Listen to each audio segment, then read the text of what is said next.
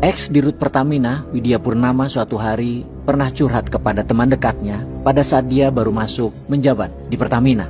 Dia berkata, begitu gue masuk, gue periksa. Ternyata negara import crude oil dari PT ABCDE harganya mahal banget. Jenis crude-nya nggak pas dengan kilang-kilang kita. Mutunya rendah, delivery-nya lama, syarat-syarat pembayarannya berat banget. Terus gue buka tender sesuai syarat undang-undang dan ISO.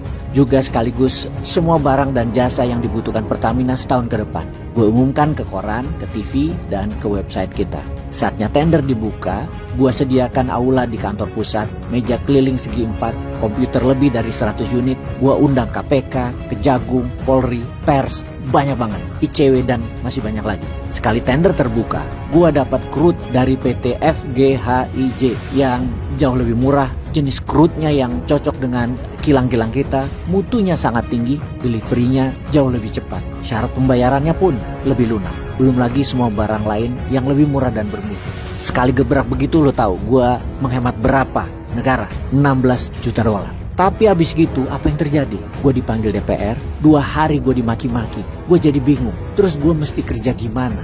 Gak taunya gue motong bisnis banyak raja-raja kecil. Di balik mereka, para jenderal-jenderal, ex-menteri, pemimpin-pemimpin parpol. Tapi kalau gue gak ngebrak kayak gitu, gue dikejar KPK. Inilah cerita dari almarhum Widya Purnama, ex Dirut Pertamina, ke salah seorang sahabatnya. Widya Purnama semasa menjadi Dirut Pertamina, dialah yang ngotot membawa Pertamina mampu menjadi operator, tak sekedar bengong. Juga di masanya, trading oil dan BBM itu dibenahi. Akibat sikapnya, dia bersama jajaran direksi lainnya dipensiunkan. Inilah negara Konoha di bawah penguasaan sang raja.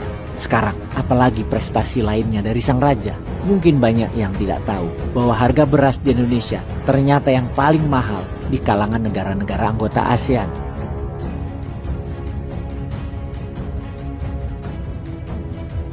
Ini hasil survei Bank Dunia.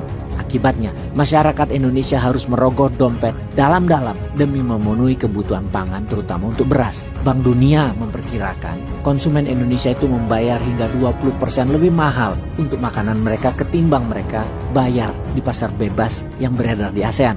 Celakanya, mahalnya beras tidak seiring dengan tingkat kesejahteraan petani di Indonesia. Berdasarkan survei Bank Dunia, kehidupan sebagian besar petani di Indonesia jauh dari kategori sejahtera. Pendapatan dari petani Indonesia, kata Bank Dunia, masih di bawah $1 per hari atau setara Rp15.200. Dalam setahun diperkirakan kurang dari $341 atau setara 5 jutaan. Menyedihkan sekali. Temuan Bank Dunia ini menjadi tamparan keras bagi rakyat Indonesia, tapi bukan tamparan bagi pejabat, baik yang tertinggi maupun yang bertugas untuk menjaga harga pangan, utamanya beras, agar tidak semahal itu.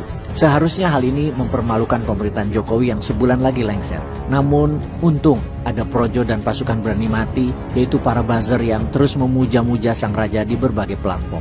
Presiden beras yang habis karena banyak alasan politik tidak memperdulikan hal penting terutama dalam menyongsong fase urgent perberasan terkait adanya kemungkinan selisih defisit antara produksi bulanan dengan kebutuhan konsumsi di akhir tahun 2024 hingga awal 2025. Kemungkinan bukan hanya harga beras yang naik, tapi berasnya mungkin langka. Apa nggak serem itu di akhir tahun 2024 dan 2025 ini? Yang mana telah terbukti selama ini saat masa paceklik, utamanya beras, kerap membuat indeks inflasi beras jadi menanjak. Di mana selama 2,5 tahun terakhir, beras menoreh indeks tertinggi, alias harga beras lah yang mendorong inflasi naik di Indonesia, salah satu yang tertinggi. Apapun itu, memang sulit membuka mata hati masyarakat akan tidak adanya prestasi pejabat selama ini. Karena kalau menyerang pejabat atau negara dianggap kadrun, dianggap penjual agama, pemuja komunitas Timur Tengah, penyombong keturunan Timur Tengah yang lebih mulia dari orang asli Indonesia. Ya enggak lah, bosman, enggak gitu kali.